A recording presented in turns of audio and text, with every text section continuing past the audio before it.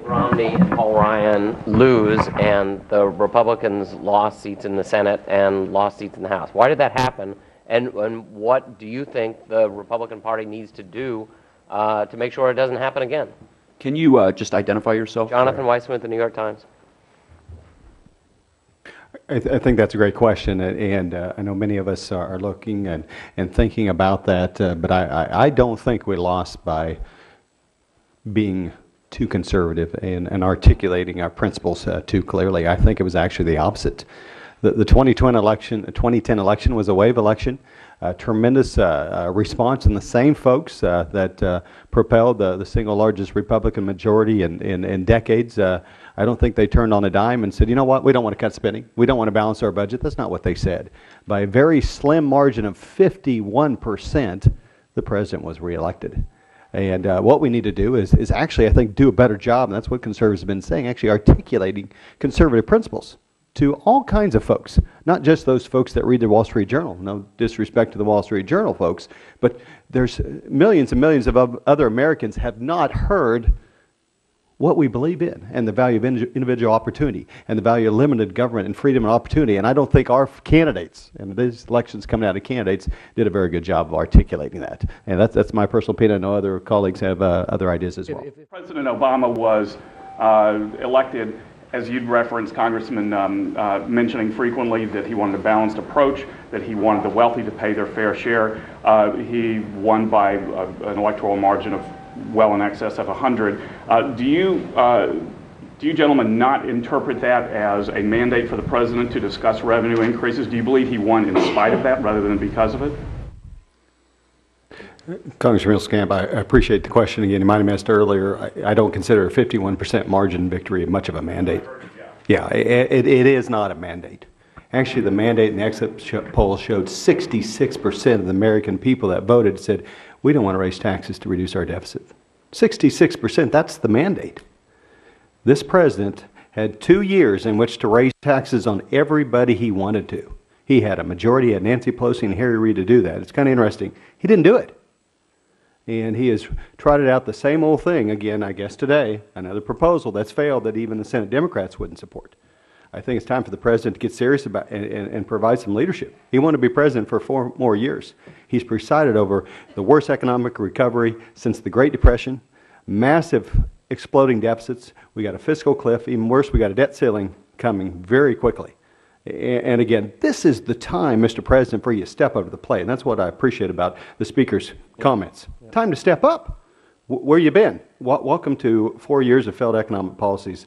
And so we'll look forward to see what he's going to present, anything different than he has for the last 2 years. It seems both sides are talking about a two-step process, something to avert the fiscal cliff, what the speakers called a down payment or a bridge, and then a bigger agreement next year. Could you guys accept new revenue in that first part, immediate revenue, because you guys are talking about revenue as a part of tax reform that would not happen for a year under, what everybody is talking about. Could you accept upfront new revenue? Clearly, elections have consequences and matter, but one thing that's different than 2 years ago is that this debt ceiling, as was indicated, we're about ready to crash through the debt ceiling with nary a cut that had assured at least 2 of the credit rating agencies, but there's another credit rating agency that did not downgrade that has indicated that if you do not make the cuts, the minimum cuts that we're talking about is actually the sequester. And to suggest we shouldn't do any type of sequester to bridge that sends a pretty clear signal, not just the American people, it sends a clear signal to our creditors that this president, this administration is not serious about the financial situation we're in. And I think that would at least lead to a downgrade of our outlook by Moody's or perhaps a downgrade in our credit. So that to me is the difficulty of saying, hey, let's just bridge it for a few more months. When you're carrying $16.3 trillion, there's a cost of doing that. And the debt deal was followed 3 days later by a downgrade by one credit rating agency on fear that we sent a very unmistakable signal that we're not serious. The governor of New York has said that the disaster from Hurricane Sandy is going to cost about $30 million and $30 billion in his state. New Jersey's estimate is still coming in, but it could be that high. If we need additional disaster aid, would you support it, or would you insist, as you did last year, that it be offset by cuts elsewhere in the budget? Well, I'd like to see whatever the final numbers are. I know there's preliminary estimates, and I'll say when you indicate that we desired it to be offset, I think many of us in the room desired that. That was actually not the case. That's actually outside the debt deal is disaster relief, but this, of course, is a big chunk. But certainly, this is the interesting and difficult situation we find ourselves in. In order to help New York and New Jersey, the federal government doesn't have any money. We essentially have to either go to the Federal Reserve or go borrow more money.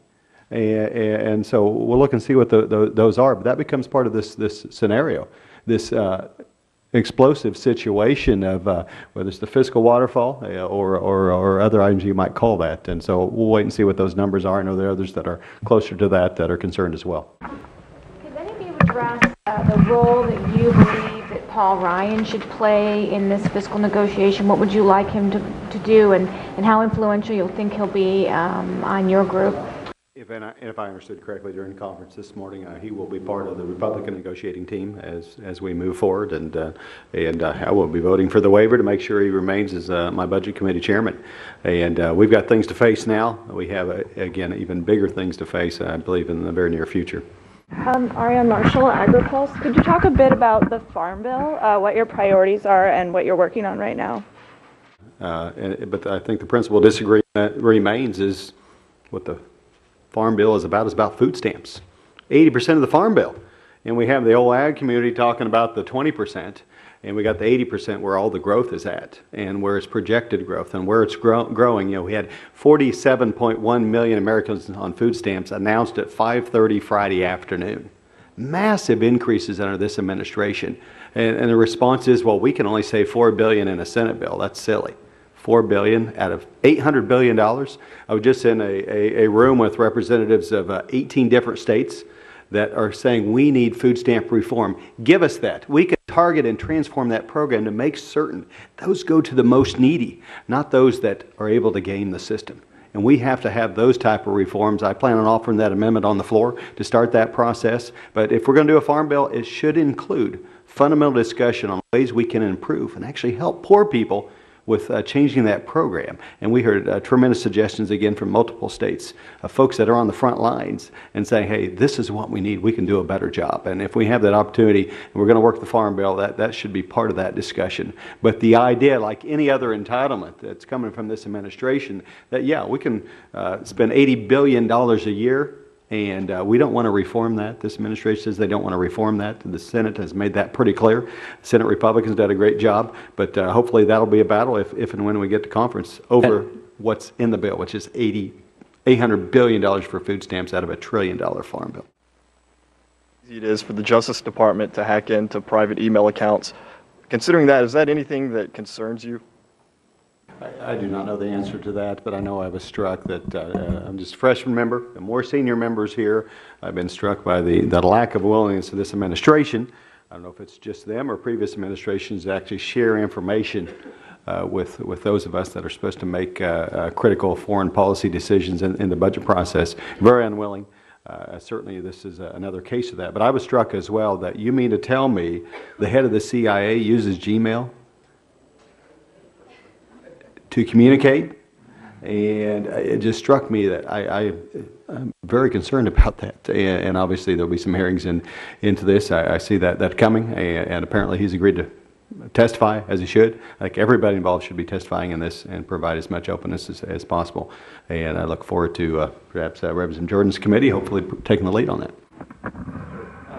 On immigration, some of your colleagues on the Senate side, some Senate Republicans, are talking about making a deal, working with Democrats to find a compromise here. First of all, what do you make of those efforts? And second, how far are you willing to go to strike an immigration deal with the Democrats? I've hired people like Raul 2 different times to adopt 2 children internationally. We've been through the process. It obviously is a mess, doesn't make much sense. There are some common sense things we can do. But this president, I'm just going to note again, he has had 4 years. Where's the proposal? There hasn't been one. We need some leadership, and it starts there, and it certainly had electoral impact, depending how you count it. But in my particular district, and we represent districts, the president's supposed to represent the whole country. And at 51%, I know that's difficult for him to do that. But in my district, there's tremendous variability in the Hispanic community in terms of status, in terms of desires, in terms of whether they want to be citizens or not, whether they just want to be able to work here, and there are folks that are working the system as well illegally. But all that needs to be looked at very closely. There are no simple answers. But this is actually one that cries out for the President of the United States to quit politicking and get on with the job. You got 4 years now. You had 4 years, you didn't make a proposal. Now's the chance, now's the time. It's going to take many months, perhaps years, to work through that. I appreciate the leadership of folks like this, and we're going to follow that very closely. Over the long haul, in the spending debate, is Paul Ryan's budget plan still kind of the starting point for you guys, or will this discussion right now change that? Seth, one other item. Things have actually worsened considerably in the outlook that we base that budget on. And I believe that's the starting point. But again, the sequester, the word around, and the President himself announced in a nationwide international debate, we're not doing a sequester.